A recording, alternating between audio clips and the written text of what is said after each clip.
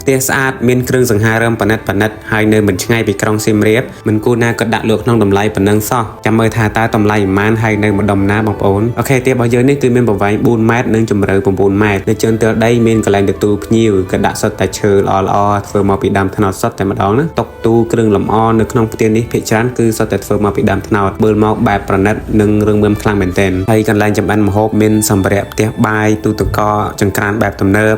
ហើយសម្ភារៈគ្រឿងសង្ហារឹមទាំងអស់នៅក្នុងផ្ទះនេះគិតឲ្យបងប្អូនទាំងអស់ណាគិតយកតាបំណែកក្រែដែលគិតទុកនៅខាងមុខផ្ទះកន្លែងផ្លូវចូលអញ្ចឹងណាបងប្អូននៅជើងលើមានបន្ទប់គេង2មានបន្ទប់ទឹកនៅខាងក្នុងស្រាប់បន្ទប់គេងគឺស្អាតមែនទែនមានខ្យល់ចេញចូលនិងពន្លឺគ្រប់គ្រាន់កាន់តែពិសេសនៅជើងលើបង្អស់មានរានហាលមួយក៏ដូចជាកន្លែងស្រូបយកខ្យល់បរិសុទ្ធពេលព្រឹកឬពេលល្ងាចអីគឺល្អមែនទែននៅម្ដុំនេះគេហៅសង្កាត់កបីរៀលហើយជិះតែ15នាទីទេពីផ្ទះនេះទៅតំបន់ផ្សារចាស់និង Park Street ចម្ងាយប្រហែល 8-9 គីឡូអីនឹងឯងបងប្អូនបរិយាកាសស្ងប់ស្ងាត់ល្អបែបធម្មជាតិគួរចង់រស់នៅខ្លាំងមែនទែនតម្លៃវិញពិសេសមែនទែនបងប្អូនត្រឹមតែ 50,000 ស្ដើងឯងបងប្អូន 50,000 តិចតួចសម្រាប់ព័ត៌មានបន្ថែមសូមតាក់ទងមកក្រុមហ៊ុន Dhaka Kun Realty តាមរយៈលេខទូរស័ព្ទនិង Telegram ដែលមាននៅខាងលើវីដេអូនេះអរគុណជម្រាបលា